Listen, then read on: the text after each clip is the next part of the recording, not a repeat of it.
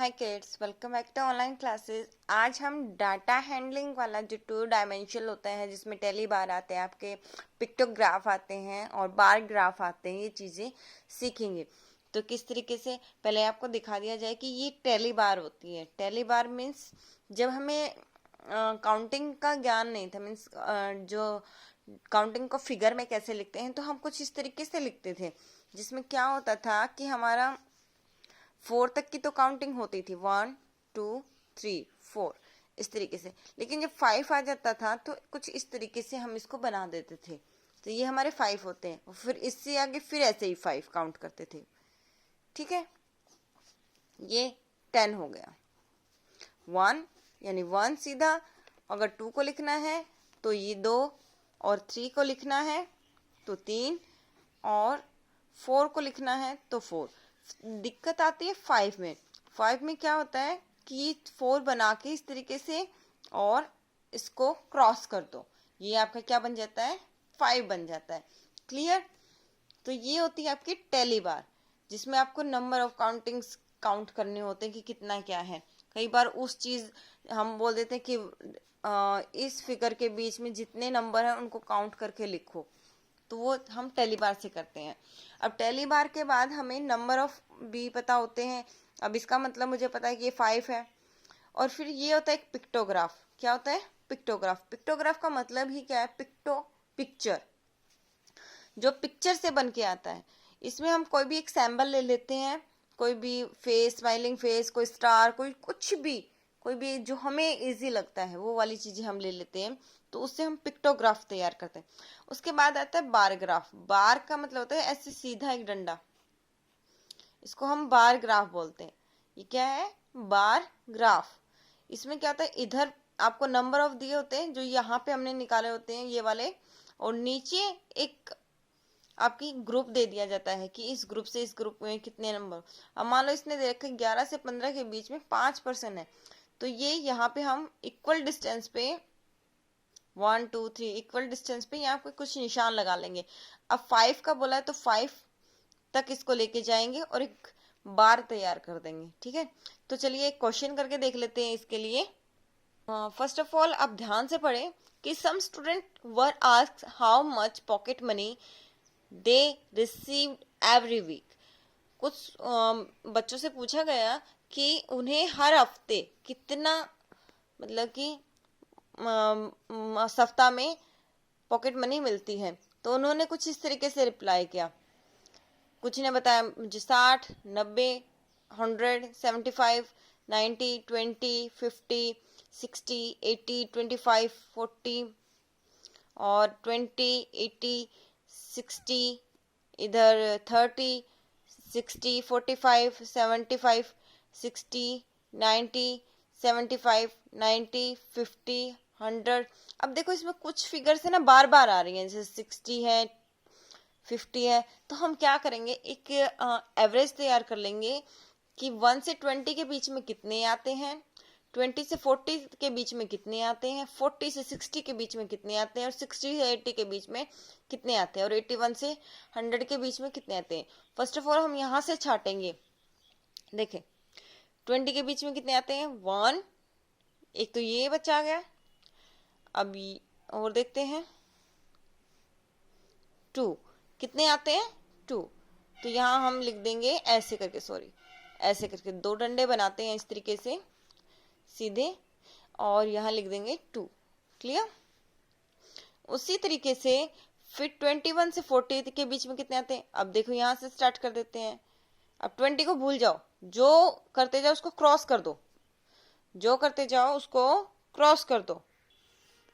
देखो जैसे यहाँ से मैंने 20 को क्रॉस कर दिया, यानी अब ये हमारी काउंटिंग में नहीं आएगा।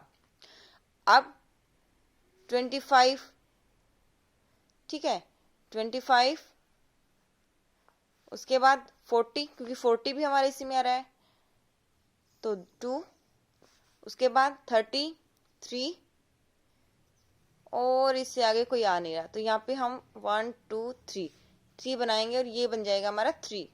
अब मैं इसको 25 को भी क्रॉस कर देती हूँ और 40 को भी क्रॉस कर देती हूँ और इधर 30 को भी, क्योंकि इसमें से अब हमें कुछ नहीं काउंट करना।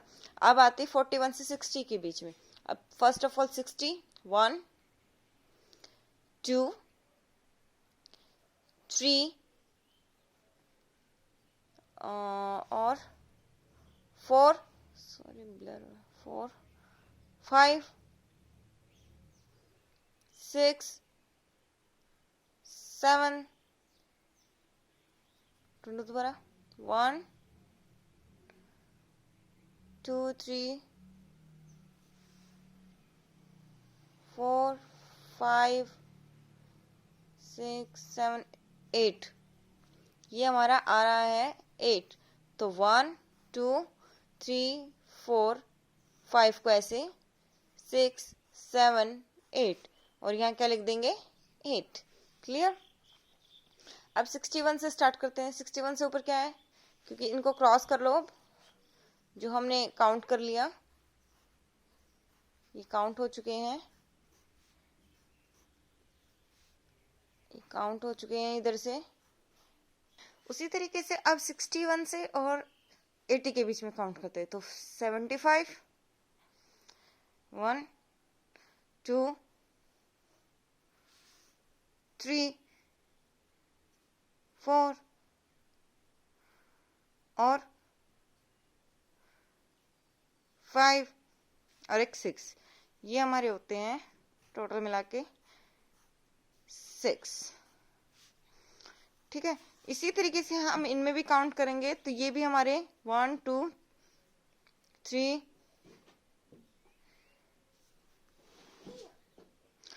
4 5 6, ये भी हमारे कितने हो रहे हैं 6 हो रहे हैं। सॉरी। अब क्या है कि इनको टोटल करके देखो, 2 4 5 3 5 5 और 8 कितना होता है 13, 13 और 6 19, 19 और 6 25। क्लियर। अब इनको जब काउंट करोगे तो ये 25 मिलने चाहिए। 1 2 3 4 5 6 7 8 9 10 11 12 13 14 15 16 17 18 19 20 21 22 23 24 25। अगर यहाँ का जो आपका एडिशन है और ये टोटल काउंटिंग सेम आती है तो आपका क्वेश्चन ठीक है। अब बारी आती है, इसने बोला है कि इसको रिप्रेजेंट करो डाटा को बार चार्ट और पिक्टोग्राफ में। अब देखिए एक बार, कुछ इस तरीके से बनेगा ये आपका। ये टैली बार है जो हमने अभी अभी टैली की थी, टोटल हमारा 25 आया था।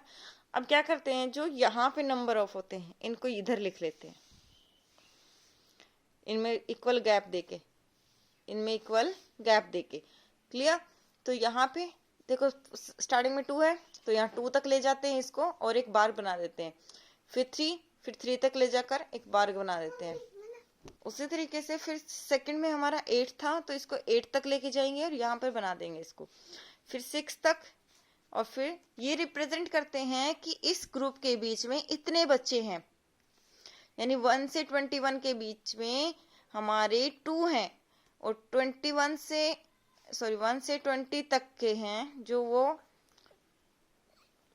2 हैं। 21 से 40 के बीच में 3 है, 41 से 60 के बीच में 8 है, इस तरीके से। और इसी तरीके से पिक्टोग्राफ में बना कि ये एक सैम्पल बनाया है मैंने कि इसका मतलब क्या है, एक स्टूडेंट है।